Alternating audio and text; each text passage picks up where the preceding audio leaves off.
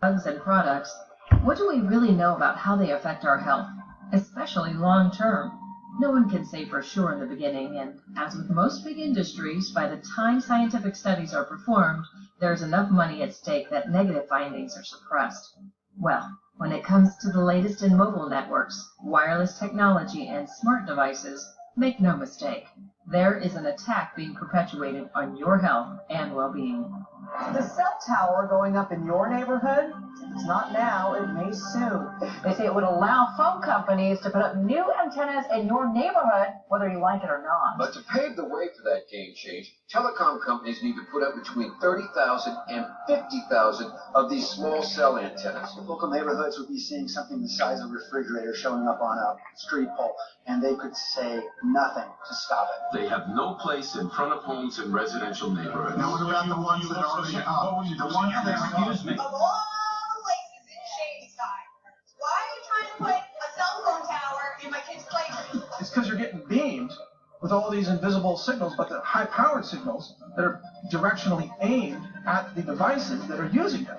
The manufacturers actually tell people in the instruction manual, which I never read, not to put the cell phone against your ear.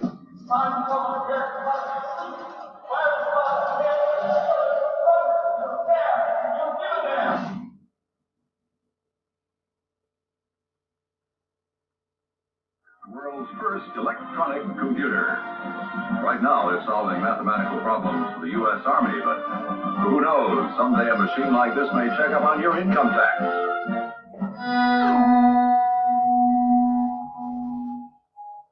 Any technology that pollutes the air by sending signals wirelessly can contribute to electropollution.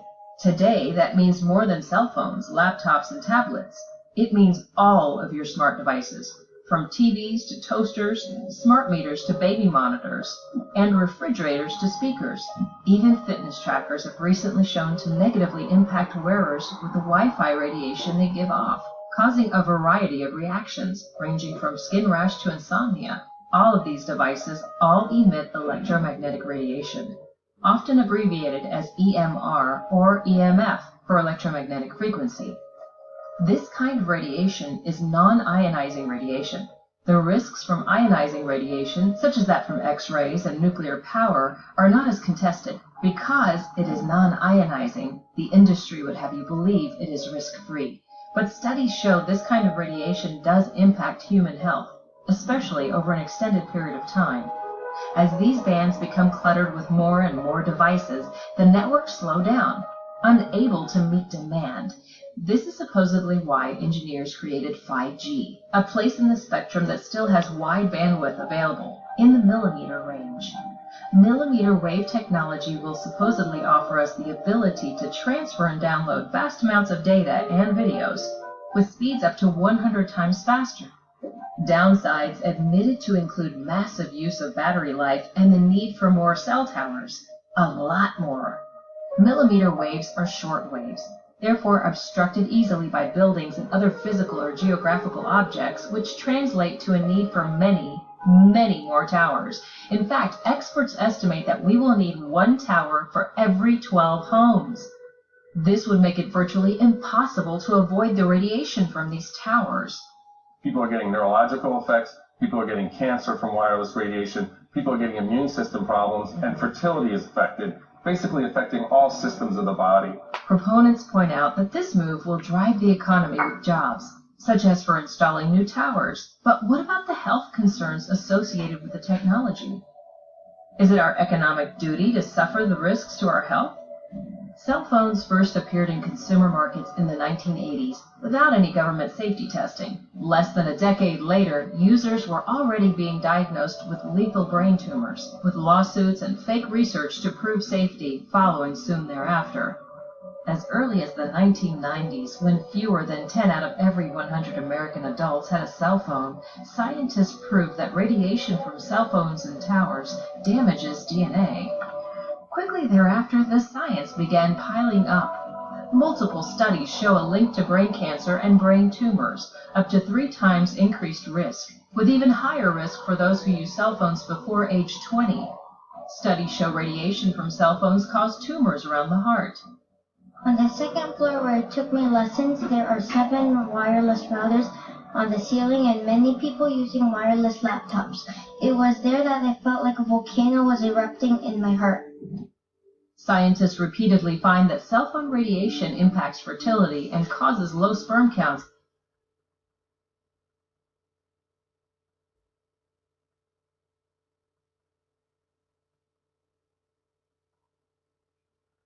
And increases risk of miscarriage by as much as 50%. Studies link EMF radiation to autoimmune diseases and mental health problems, from anxiety to dementia. EMFs have been found to change the behavior of tissues and cells, harming blood, DNA, and bone marrow, as well as compromising whole systems, such as the reproductive system, endocrine system, and cardiovascular system. So, what is prolonged exposure then?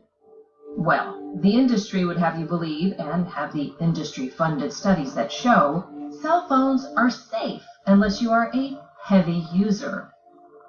The problem is that what was heavy use 10 years ago, approximately 9 hours of exposure per day, is light use today. If anything, the risk is even greater than these findings may imply. When independent scientists performed a detailed biological assessment of how cell phone radiation affects tissue, they found a direct link between exposure and an increase in tumors in the heart and brain. According to the researchers, just 20 minutes of cell phone use every day can triple your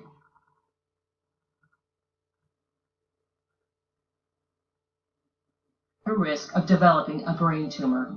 Combine that with the fact that 9 out of 10 cell phones exceed regulatory limits for radiation, according to the latest data, with most emitting 3 times the radiation as manufacturers claim, and you can begin to see the concern.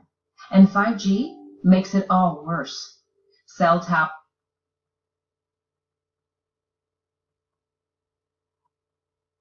mobile phones, smart meters, and other smart devices emit electromagnetic radiation. These frequencies are how the new technology will enable downloading more data at higher speeds.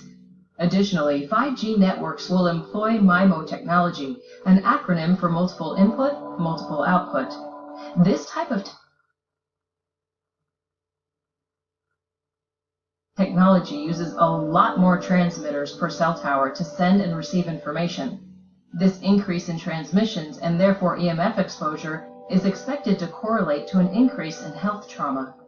Trials of the new technology have not gone well. After 5G was installed around firehouses in San Francisco, firefighters started reporting unusual health problems, ranging from confusion to memory problems. Symptoms disappeared when they relocated to different fire stations. And last time I checked, firefighters weighing in, who dorm and live. We are not transient employees at the fire stations. When did we stop mattering as far as input goes from people and stakeholders for what the impact is going to be of these towers? A scientist from Gateshead, England, is speaking out about the health problems 5G has created in his community. After 5G was installed in their street lamps in 2016, residents started experiencing a variety of side effects, ranging from insomnia to nosebleeds and even miscarriages, birth defects, and stillbirths. Scientists believe the EMF radiation disrupts gene expression and the body's ability to keep cells healthy. Millimeter wave radiation has been shown to be more easily absorbed by human skin, leading Israeli experts to warn of increased risk of skin cancer and skin diseases for those exposed to this type of radiation. In 2002, a Russian study confirmed that millimeter wave technology compromises the immune system. Separate Polish and Japanese studies found that the technology damages eye tissue. Other research linked exposure to disruptions in heartbeats and rhythms, and linked it to heart disease, sleep disorders, and infertility.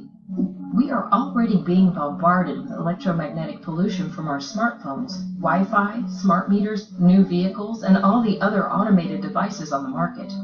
Recently, it was proven that smart meters interfere with normal heart function. They emit a constant bombardment of microwave radiation that can be very damaging to the heart, which most people don't realize. As our society moves towards smart homes and smart cities, driverless cars, and autonomous augmented realities, we will all become even more saturated in electropollution.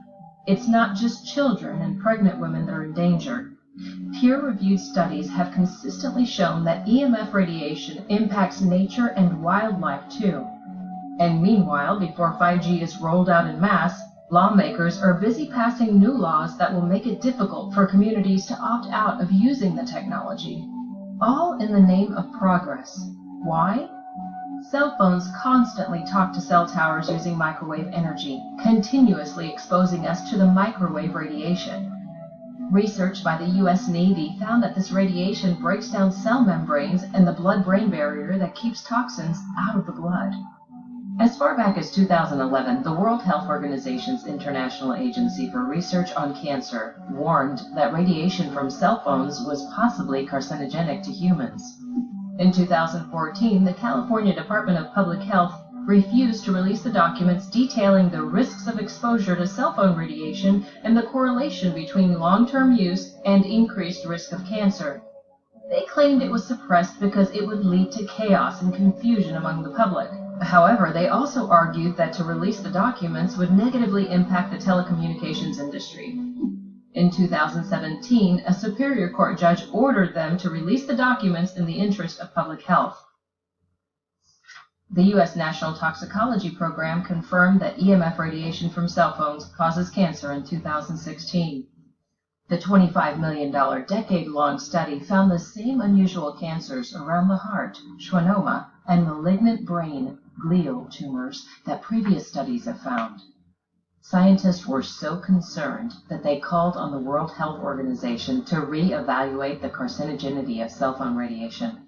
In response to these studies, the FDA released a statement that said in part, "We have not found sufficient evidence that there are